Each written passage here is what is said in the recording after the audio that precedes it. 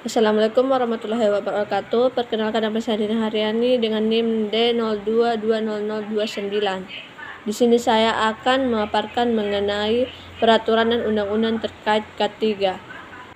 Yang pertama yaitu Undang-Undang Dasar 1945, Pasal 27 Ayat 2. Tiap-tiap warga negara berhak atas pekerjaan dan penghidupan yang layak bagi kemanusiaan. Yang kedua yaitu Undang-Undang Nomor 14 Tahun 1969 tentang ketentuan pokok mengenai tenaga kerja. Pasal 9. Tiap tenaga kerja berhak mendapat perlindungan atas keselamatan, kesehatan, kesusilaan, pemeliharaan moral kerja, serta perlakuan yang sesuai dengan martabat manusia dan moral agama. Pasal 10. Pemerintah membina perlindungan kerja yang mencakup yang pertama, norma keselamatan kerja, yang kedua norma kesehatan kerja dan himne perusahaan, yang ketiga norma kerja, dan yang keempat pemberian ganti kerugian, perawatan dan rehabilitasi dalam hal kecelakaan kerja. Yang ketiga yaitu Undang-Undang Nomor 1 Tahun 1970 tentang Keselamatan Kerja. Pasal 1 Ayat 1, tempat kerja ialah ruangan atas lapangan, tertutup atau terbuka, bergerak atau tetap di ruangan kerja bekerja, atau sering dimasuki tenaga kerja untuk keperluan suatu usaha dan di mana terdapat sumber atau sumber-sumber bahaya yang diperinci dalam pasal 2, termasuk tempat kerja ialah semua ruangan, lapangan, halaman, dan sekelilingnya yang merupakan bagian atau yang berhubungan dengan tempat kerja tersebut. Pasal 1 Ayat 2, pengurus ialah orang yang mempunyai tugas memimpin langsung suatu tempat kerja atau bagian yang berdiri sendiri. Pasal 1 Ayat 6, ahli keselamatan kerja ialah tenaga berkeahlian khusus dari luar Departemen Tenaga Kerja yang ditunjuk oleh Menteri Tenaga Kerja untuk mengawasi ditaatinya undang-undang. Keempat yaitu Undang-Undang Nomor 23 Tahun 1992 tentang Kesehatan. Pasal 23 yang pertama, kesehatan kerja diselenggarakan untuk mewujudkan produktivitas kerja yang optimal. Yang kedua, kesehatan kerja diliputi pelayanan kesehatan kerja, pencegahan penyakit akibat kerja, dan kesehatan kerja. Yang ketiga, setiap tempat kerja wajib menyelenggarakan kesehatan kerja. Yang keempat, ketentuan mengenai kesehatan kerja sebagaimana dimaksud dalam Ayat 2 dan Ayat 3 ditetapkan dengan peraturan pemerintah. Yang kelima yaitu Undang-Undang Nomor 3 Tahun 19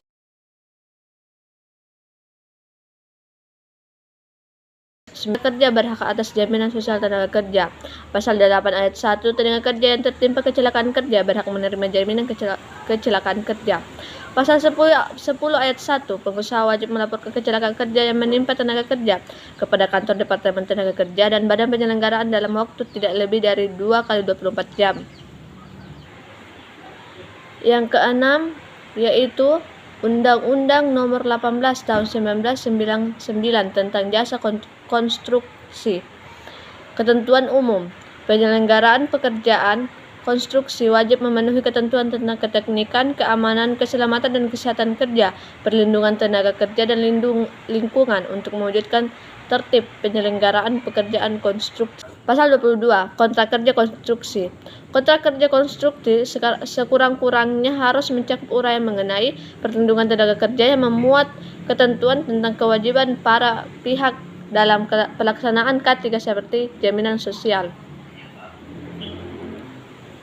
Pasal 22, kontrak kerja konstruksi. Kontrak kerja konstruksi sekurang-kurangnya harus mencakup uraian mengenai perlindungan tenaga kerja yang membuat ketentuan tentang kewajiban para pihak dalam pelaksanaan K3 serta jaminan sosial.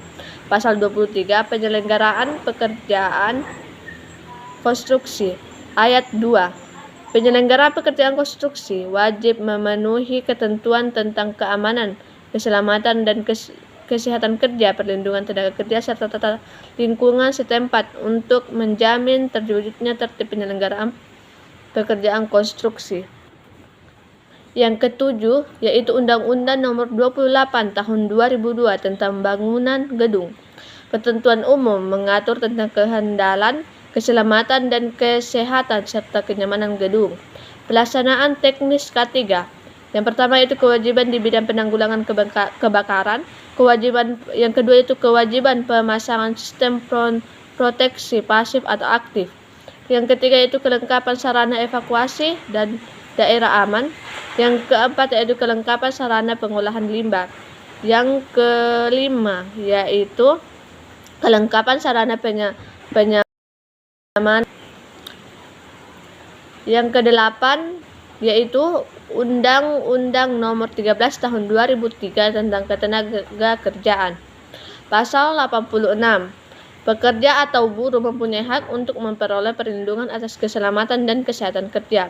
Pasal 87. Setiap perusahaan wajib menerapkan sistem manajemen keselamatan dan kesehatan kerja atau SMK3 yang terintegrasi dengan sistem manajemen perusahaan.